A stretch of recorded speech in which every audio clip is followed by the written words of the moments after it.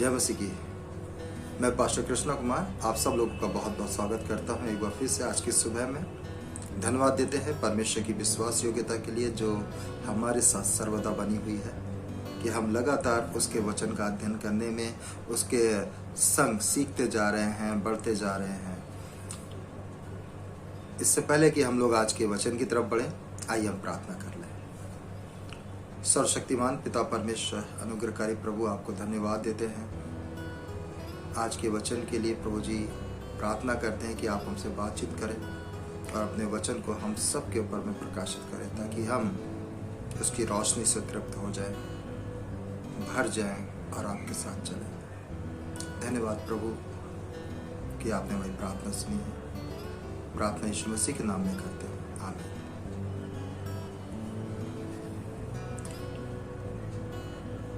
पिछले सप्ताह में हम लोगों ने जो है मत्ती अध्याय 3 के ऊपर 1 से 12 के ऊपर में मनन किया और अध्ययन किया।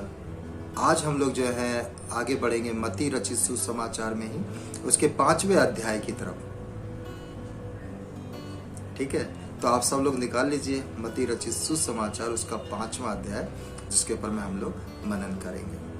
लेकिन इससे पहले कि हम 5वें अध्याय की तरफ बढ़े, मैं थोड़ा सा पीछे का जो है एक बार रिवीजन कर लेते हैं हम लोग, ताकि हमें याद हो जाए कि बीते सप्ताह में हमने क्या सीखा था। हमने मत्ती 3 अध्याय 1 से 12 तक के अंदर में देखा था आने वाले राजा की घोषणा करने वाला यूहन्ना। फिर हमने मत्ती की पुस्तक का परिचय देखा था कि किस प्रकार से मत्ती जो है इस पुस्तक को लिख रहे हैं। उन्होंने बताया कि उनकी जो योजना है, एक तो ये कि वो जो है पुराने नियम को नए नियम से जोड़ते हैं कि जिसके बारे में भविष्यवाणियां की गई थीं वो भविष्यवाणियां अब पूरी हो रही हैं। यानी कि मलाकी की पुस्तक के बाद मत्ती की पुस्तक तक जो 400 वर्षों की खामोशी थी उसको ये सुसमाचार खत्म करता है और जोड़ता है, और मसीह की वंशावली से जो है ये शुरुआत पुस्तक होती है।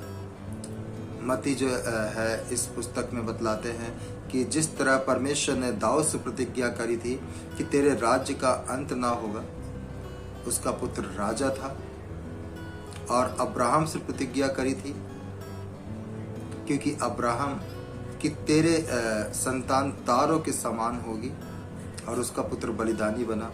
उसी प्रकार से हम देखते हैं कि मत्ती जो है यीशु मसीह को चित्रण करता है एक राजा के रूप में,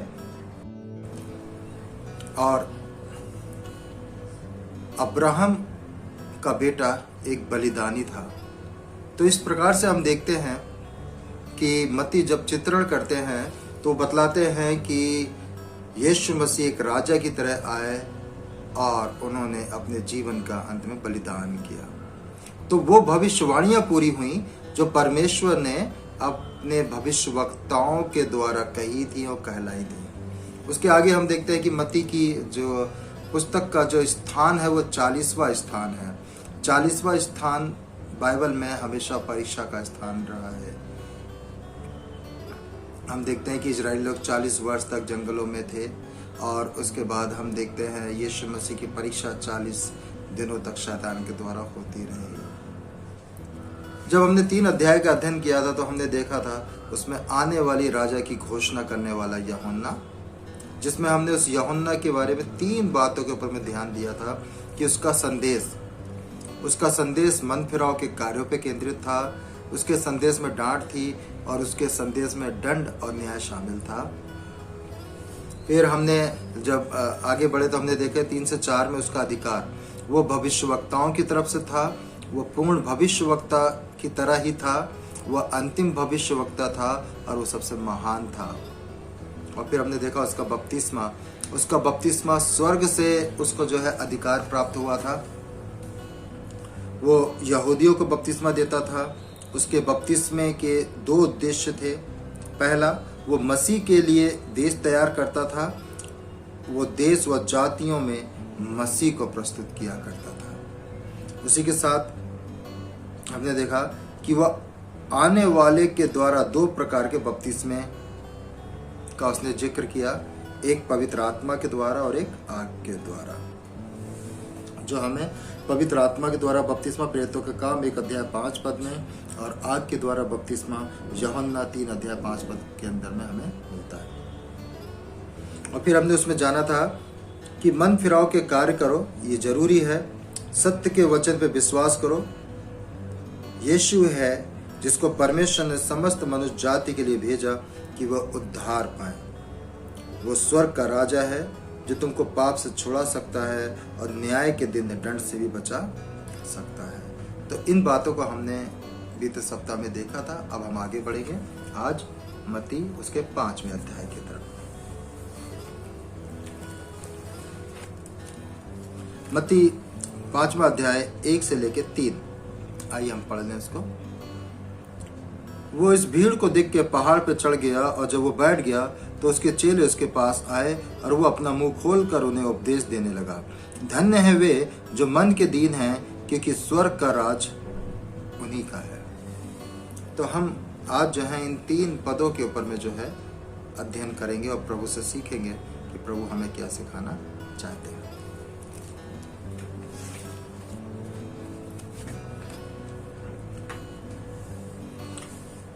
मत्ती इस पुस्तक में 5वें अध्याय में प्रभु यीशु मसीह के द्वारा दिए गए पहाड़ी उपदेश का वर्णन करते हैं। इस महत्वपूर्ण उपदेश की जो कुंजी है वह है मत्ती 5 अध्याय उसका 20वां पद। आइए हम पढ़ लें इसको। क्योंकि मैं तुमसे कहता हूं कि यदि तुम्हारी धार्मिकता शास्त्रियों और फरीसियों की धार्मिकता से बढ़कर ना हो तो तुम स्वर्ग के राज में कभी प्रवेश ना करने पाओगे। तो इस खंड का जो शीर्षक है वो है सच्ची धार्मिकता। सच्ची धार्मिकता। यहाँ पर प्रभु यीशु मसीह जब इस बात को बता रहे हैं सच्ची धार्मिकता, वो ये बताना चाहते हैं समस्त मनुष्य जाति को, समस्त लोगों को, कि परमेश्वर प्रत्येक व्यक्ति के जीवन से सच्ची धार्मिकता को देखना चाहता है। वो चाहता है कि जो भी व्यक्ति परमेश्वर के साथ चलता है या परमेश्वर के साथ अपने जीवन को व्यतीत करता है वो सच्ची धार्मिकता के अनुसार बिताए, दिखावटी नहीं। क्योंकि जो धार्मिक अगुवे लोग थे वो एक व्यवस्था पर आधारित और बाहरी धार्मिकता के अनुसार अपना जीवन को बिताया करते थे। उनके धार्मिक बातें, उनकी सूक्ष्म बातें, किताबों की बातें वो बाहरी मनुष्यों के लिए होती थीं, लेकिन वो अंदरूनी नहीं थीं। और जिन बातों को सिखाते थे या जिन बातों को वो बतलाते थे वो बाहरी बातें थीं, बाहरी कार्य की बातें थीं। लेकिन जो बातें होनी चाहिए, जो अंदरूनी परिवर्तन होने चाहिए, जो अंदरूनी कार्य होने चाहिए परमेश्वर के प्रति, वो उस बात को जो है नजरअंदाज किया करते थे। इसी बात पर प्रभु यीशु मसीह जो है ये उपदेश देते हैं। और ये उपदेश जो है सिर्फ भटके हुए लोगों के लिए नहीं है प्रियो, या भटके हुए विश्वासियों के लिए नहीं है, बल्कि ये महत्वपूर्ण उपदेश जो है समस्त लोगों के लिए है। इस महत्वपूर्ण संदेश की शुरुआत जो है प्रभु यीशु मसीह, उपदेश की शुरुआत जो है नकारात्मक विचारों के साथ में यीशु मसीह नहीं करते हैं, बल्कि सकारात्मक बातों के द्वारा जो है इसकी शुरुआत की जाती है कि एक विश्वासी कैसे अपने जीवन को आशीषों से भरे और उसको आरंभ करे।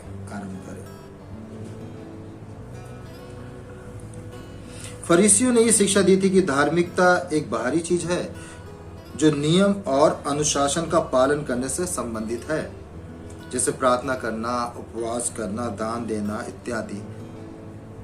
परंतु प्रभु यीशु मसीह अपने 5वें अध्याय के इस पहाड़ी उपदेश में सच्ची धार्मिकता का वर्णन करते हैं, और ये धार्मिकता व्यवहार संबंधी है। धन्य उपदेश के साथ में जिसका अंत विवेक से जो है वर्णन किया गया है, व्यवहार से संबंधित है, अंतकरण से संबंधित है, जिन्हें हमारे जीवन में होना बहुत जरूरी है। जब अंतकरण बदलाव आता है, अंत आत्मा में बदलाव आता है, तो व्यवहार में बदलाव आता है। और उन व्यवहारिक बातों को जो है प्रभु यीशु मसीह जो है यहाँ पे अपने उपदेश के द्वारा जो है हम लोगों को बता रहे हैं। वो 4 प्रकार के व्यवहार का वर्णन कर रहे हैं। वो बताते हैं कि धार्मिकता लोगों को दिखाने के लिए नहीं होनी चाहिए। धार्मिकता परमेश्वर के सम्मुख मेरा व्यवहार है और स्वयं के प्रति मेरा व्यवहार, ये सच्ची धार्मिकता जो है जोड़ती है। मुझे क्या करना है, मुझे कैसा व्यवहार करना है स्वयं के प्रति, परमेश्वर के प्रति, मैं कैसे उसको प्रकट करूं। तो हम लोग जो हैं इस खंड के अंदर सच्ची धार्मिकता क्या है के अंदर में 4 बातों को देखेंगे क्रम अनुसार। पहली बात, अपने प्रति हमारा व्यवहार, स्वयं के प्रति हमारा व्यवहार। दूसरी बात, हमारे पापों के प्रति हमारा व्यवहार, प्रभु के प्रति हमारा व्यवहार। और चौथी बात, संसार के प्रति हमारा व्यवहार, जिसमें से आज जो है हम देखेंगे स्वयं के प्रति हमारा व्यवहार। सच्ची धार्मिकता क्या है, भाग 1, स्वयं के प्रति हमारा व्यवहार। प्रभु यीशु मसीह अपने उपदेश के प्रथम शब्द धन्य हो का उच्चारण करते हैं। धन्य हो शब्द जो है यूनानी शब्द के अंदर में बीट्स आया है। धन्य वचन बीट्स को जो कहा गया है बी एटीट्यूड शब्द से उत्पन्न हुआ है और उसको जोड़ा गया है।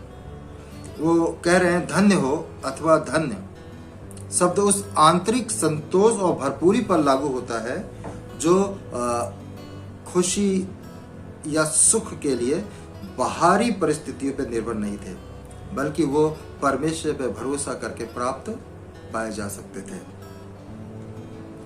अब वो शुरुआत करते हैं यहाँ पे, धन्य हो जो तुम मन के दीन हो, धन्य हो जो तुम मन के दीन हो, क्योंकि स्वर्ग का राज उन्हीं का है। धन्य है वे जो मन के दीन हैं। प्रभु यीशु मसीह की पहली और सबसे महत्वपूर्ण शिक्षा, क्योंकि नम्र आत्मा के बिना कोई स्वर्ग में नहीं जा सकता, दीन आत्मा के बिना कोई स्वर्ग में प्रवेश नहीं कर सकता। संसार ये शिक्षा देता है, अगर आप देखें तो पाएंगे कि धन्य है या आशीषित होने के लिए एक व्यक्ति को शक्तिशाली बनना पड़ता है, धनी होना चाहिए, आत्मसंतुष्ट होना चाहिए, जबकि ये गलत है और ये झूठी शिक्षा है। वहीं पे पवित्र शास्त्र कहता है कि आत्मा की बातों में धनी होने के लिए सांसारिक बातों में निर्धन होना चाहिए। लूका 6 और उसके 24 पद में लिखा है, परंतु हाय तुम पे जो धनवान हो, क्योंकि तुम अपनी शांति पा चुके हो, क्योंकि तुम अपनी शांति पा चुके हो। आत्मा में नम्र होने का अर्थ क्या है, आइए इसको हम जानें। आत्मा में नम्र होने का अर्थ है अपने आप को खाली करना, अपने आप को जीरो बना लेना।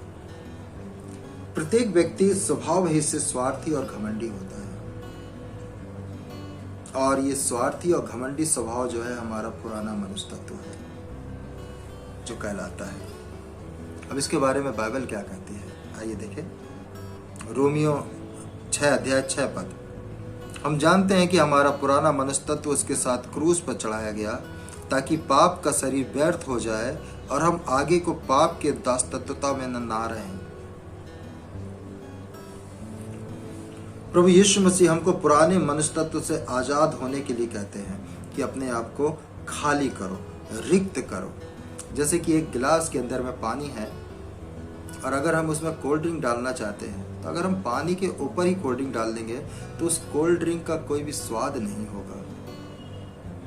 अगर कोल्ड ड्रिंक का स्वाद लेना है तो तुमको उस पानी को पूरा खाली करना पड़ेगा गिलास, और जब तुम उस पानी को पूरा गिरा दोगे फिर उसमें कोल्ड ड्रिंक लोगे तो उसका स्वाद आएगा। उसी प्रकार पुराने मनुष्य तत्व को जब तुम पूरी तरह से खाली कर दोगे, तब तुम नए मनुष्य तत्व के आनंद को ले पाओगे, उसके स्वाद को चख पाओगे। नहीं तो तुम उसके स्वाद को जान नहीं पाओगे, वो मिक्स हो जाएगा, वो खराब लगेगा, वो फीका लगेगा।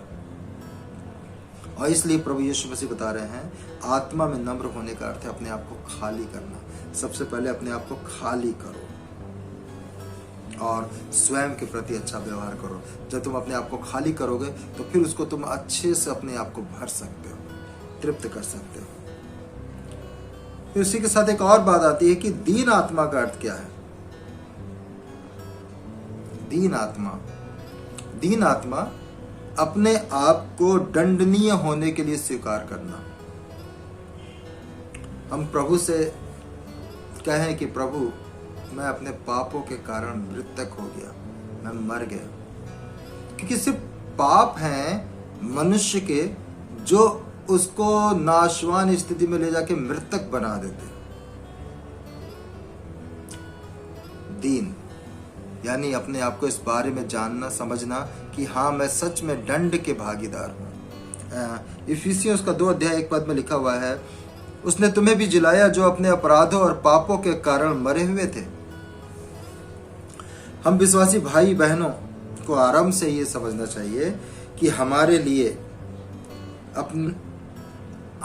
लिए मसीह जीवन जीना अपने सामर्थ्य के कारण नहीं है। मसीह जीवन जीना और उनकी शिक्षाओं का पालन करने में हम असंभव हैं। कारण यह है क्योंकि हम अयोग्य हैं, हम दंडनीय हैं, मृतक हैं। हम सोचते हैं कि हम योग्य हैं, हम सक्षम हैं तथा अपने सामर्थ्य से मसीह का अनुसरण कर सकते हैं, और यही कारण होता है कि वास्तव में हम आत्मा में दीन नहीं होते। जो व्यक्ति आत्मा में दीन नहीं है, इसका मतलब है कि उसकी मुलाकात परमेश्वर से नहीं हुई है। अगर हम सच में परमेश्वर को जानते हैं तो हम दीन बनेंगे। परमेश्वर महान और सर्वशक्तिमान, भला और पवित्र है। एक बार उसको जानने के बाद हम उसकी तुलना में स्वयं को तुच्छ और दीन आत्मा को बनाते हैं। परमेश्वर को जानने के बाद हम जो हैं अपनी आत्मा के साथ में अच्छा व्यवहार कर सकते हैं। आत्मा में नम्र होना, जैसा कि हमने जाना, खाली करना अपने आप। दीन आत्मा यानी कि अपने आप को परमेश्वर के आगे दंडनीय समझना कि प्रभु मैं अपराधी हूँ, मैं दंडनीय हूँ। और फिर बता रहे हैं मन में दीन होना। मन में दीन होने का अर्थ है शर्म अथवा डर को महसूस करना। मन की दीनता स्वाभाविक गुण नहीं है, ये आत्मिक गुण है। वास्तव में पद 3 से लेकर 10 तक सभी वचन आत्मिक गुणों को प्रस्तुत करते हैं। मन की दीनता यानी अंदर से नम्र होना। कई लोग स्वयं मुंह से कहते हैं कि मैं निर्बल हूं, मैं तो कुछ भी नहीं हूं, मैं तो कुछ भी नहीं कर सकता, परंतु वे वास्तविकता में होते नहीं हैं। वो दिखावा करते हैं और दिखावा परमेश्वर पसंद नहीं करते हैं। और इसीलिए बोले मन में दीन, यानी स्वयं परमेश्वर के आगे आ जाना। शर्मिंदगी नहीं बल्कि प्रेम के साथ कि प्रभु मैं तेरे सम्मुख आया हूं, जैसा तू चाहता है मुझे वैसा तू बना। और जब हम ऐसा कहते हैं, जब मैं अपने आप को परमेश्वर के आगे रख देता हूं, अपने आप को परमेश्वर के सामने तोड़ देता हूं कि प्रभु मैं खाली होके आया हूं, मैं दंडनीय हूं, प्रभु मैं कुछ भी नहीं हूं, मैं शर्मिंदा हूं आपके सामने, तब प्रभु जो है उनको ग्रहण कर लेता है जो नम्र है। और लिखा हुआ है जो सचमुच अपने आप को छोटा बनाते हैं परमेश्वर उनको ग्रहण कर लेता है। आइए हम कुछ पदों को देखें कि कैसे परमेश्वर हमें अपना बना लेता है जब हम अपने आप को परमेश्वर के आगे छोटा बनाते हैं, छोटा करके रखते हैं। यशाया नबी लिखते हैं, यशाया 57:15, परमेश्वर कहते हैं मैं ऊंचे पर और पवित्र स्थान में निवास करता हूं और उसके संग भी रहता हूं जो खेदित और नम्र है, कि नम्र लोगों के हृदय को और खेदित लोगों के मन को हर्षित करूं। फिर नीति वचन के अंदर में लिखा हुआ है, नीति वचन उसका 3 अध्याय 34 पद, ठट्टा करने वालों से वो निश्चय ठट्टा करता है और दीनों पर अनुग्रह करता है। वहीं पहला पत्रस 5 अध्याय 5 पद में लिखा हुआ है, इसी प्रकार है नवयुग को तुम भी प्राचीनों के अधीन रहो, तुम सब के सब एक दूसरे की सेवा के लिए दीनता से कमर बांधे रहो, क्योंकि परमेश्वर अभिमानियों का विरोध करता है परंतु दीनों पर अनुग्रह करता है। परमेश्वर अभिमानियों का विरोध करता है परंतु दीनों पर अनुग्रह करता है। प्रभु यीशु मसीह के बड़े अच्छे शिष्य थे पतरस, और एक समय जब प्रभु यीशु मसीह उनके पास आए और उनसे कहा, वो मिला, बोलने लगा, प्रभु मैंने रात भर मछलियां पकड़ी, नहीं मिली। प्रभु कहते जाओ और उस जगह जाकर के जो है जाल डालो। बोलता प्रभु मैंने रात भर तो मेहनत करी, लेकिन तू कहता है मैं फिर भी जाता हूँ। और वो गया, उस जगह जाल डाली और बहुत सारी मछलियाँ आ गई। उसने अपने और साथियों को बुलवाया, और जब वो किनारे आया तो जब प्रभु खड़े थे तो वो उनके सामने एकदम गिर पड़ा, और गिर पड़ करके हाथ जोड़ के बोला, हे प्रभु मुझसे दूर हो जा, क्योंकि मैं पापी जन हूँ। और ये बात दिखाती है नम्रता को परमेश्वर के सम्मुख, कि जब मैं प्रभु के कार्यों को देख लूं, जब मैं प्रभु के आश्चर्य कर्मों को अपने जीवन में देख लूं, तो मैं उसके सामने दंडवत होकर के लेट जाऊं और कहूं कि हे प्रभु मैं पापी मनुष्य हूं, मुझसे दूर हो जाओ। और यही चीज प्रभु चाहते हैं कि जब हम ऐसा करते हैं तो परमेश्वर ग्रहण करते हैं, वो अपना लेते हैं। और यहाँ पतरस को भी जो है प्रभु ने अपना लिया। उसके बाद हमें एक बड़ा अच्छा उदाहरण मिलता है संत पौलुस का। संत पौलुस जो परमेश्वर की कलीसिया को सताने वाले थे, जब रास्ते में परमेश्वर का दर्शन मिला तो उस दर्शन के बाद उनका जीवन बदल गया। तब वो क्या कहते हैं, आइए देखें। पहला कुरिन्थियों 2 अध्याय, दूसरा कुरिन्थियों 3 अध्याय, दूसरा कुरिन्थियों 3 अध्याय 5 पद। ये नहीं कि हम अपने आप से, यह नहीं कि हम अपने आप से इस योग्य हैं कि अपनी ओर से किसी बात का विचार कर सके, पर हमारी योग्यता परमेश्वर की ओर से है। वो बताते हैं कि मेरी सारी योग्यताएं परमेश्वर की ओर से है, मैं अपने आप में कुछ नहीं, मैं योग्य नहीं हूं। फिर वो दूसरा कुरिन्थियों उसका 4 अध्याय 7 पद में बोलते हैं, परंतु हमारे पास वो धन मिट्टी के बर्तनों में रखा है कि यह असीम सामर्थ हमारी ओर से नहीं वरन परमेश्वर ही की ओर से ठहरे। हम कुछ नहीं हैं, हमारे अंदर, मैं तो मिट्टी का बर्तन हूँ, और मेरे अंदर जो भी ये सामर्थ है, जो शक्ति है, ये परमेश्वर के ही द्वारा दी गई है और उसी की है, मेरा कुछ भी नहीं है। फिर फिलिपियों के अंदर में वो लिखते हैं, परंतु जो बातें मेरे लाभ की थीं उन्हीं को मैंने मसीह के कारण हानि समझ लिया, वरन मैंने अपने प्रभु यीशु मसीह की पहचान की उत्तमता के कारण मैंने सब वस्तुओं की हानि उठाई और उन्हें कूड़ा समझता हूँ, जिससे मैं मसीह को प्राप्त कर सकूं। वो बताते हैं मेरी योग्यता परमेश्वर की ओर से है, सामर्थ्य और असीम कृपा परमेश्वर की ओर से है। जो बातें मेरे लाभ की थीं उसे मैं कूड़ा समझता हूँ कि सिर्फ मैं मसीह को प्राप्त कर सकूं। मेरे लिए और कोई चीज लाभ की नहीं है, सिर्फ मसीह लाभ का है, सिर्फ मसीह मेरे लिए लाभ के है। स्वयं प्रभु यीशु मसीह जो कि स्वयं परमेश्वर था, वो भी जब मनुष्य का रूप लेकर के आया तो उसने भी अपने आप को जीरो बना लिया। फिलिपियों उसका 2 अध्याय 5 और 8 पद, उसने यहाँ तक अपने आप को दीन किया, यहाँ तक उसने अपने आप को दीन किया कि उसने दास का स्वरूप धारण कर लिया। वो दास से भी छोटा बन गया, जीरो बन गया। मनुष्य जो परमेश्वर के साथ चलने वाला है, जो परमेश्वर को जानने वाला है, वो अपने मन को परमेश्वर के आगे दीन करता है जब वो परमेश्वर को जान जाता है। और इसीलिए प्रभु यीशु मसीह यहाँ पे कहते हैं, धन्य है वे जो मन के दीन है, क्योंकि उस स्वर्ग का राज उन्हीं का है।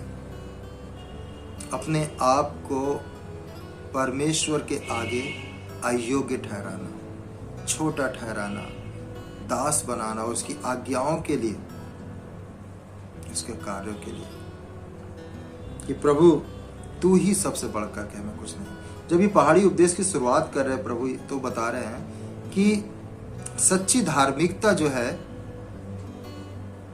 अगर तुम उसको लेकर के चलना चाहते हो तो तुम्हें अपने आप को अयोग्य बनना पड़ेगा और परमेश्वर को बोलना पड़ेगा कि तू योग्य है, तू चला।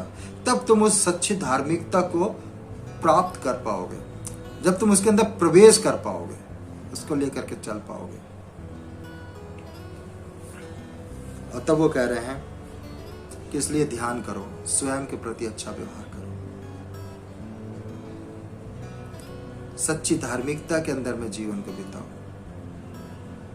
धन्य है वे जो मन के दीन हैं। अपने आप को खाली करो, अपने आप को रिक्त करो, अपने आप को अपराधी समझो, क्योंकि जो सजा तुम्हें मिलनी थी वो सजा स्वयं प्रभु यीशु मसीह ने अपने ऊपर ले ली, और वो उसने तुम्हें माफ करके उद्धार का आश्वासन दे दिया है। उसने तुम्हें जीवन दान दे दिया है। जब वो यहाँ शुरुआत करते हो, सच्ची धार्मिकता को पहचानो, अपने आप को दीन बनाओ, खाली बनाओ, शून्य बनाओ। जब तक तुम अपने आप को खाली नहीं करोगे, तब तक तुम कैसे सच्ची धार्मिकता से भरोगे? क्योंकि मनुष्य का पुराना मनुष्य तत्व कैसा है? क्रोध का स्वभाव वाला, स्वार्थी स्वभाव वाला, अभिमानी। और जब तक स्वार्थी स्वभाव है, अभिमानी स्वभाव है, उसमें सच्ची धार्मिकता कैसे आ सकती है? इसलिए अपने आप को खाली करो, ताकि सच्ची धार्मिकता से भरो, परमेश्वर की महिमा करो। परमेश्वर की दृष्टि में हमारे पास ऐसा कुछ नहीं है जिस पर हम घमंड कर सके या गर्व कर सके।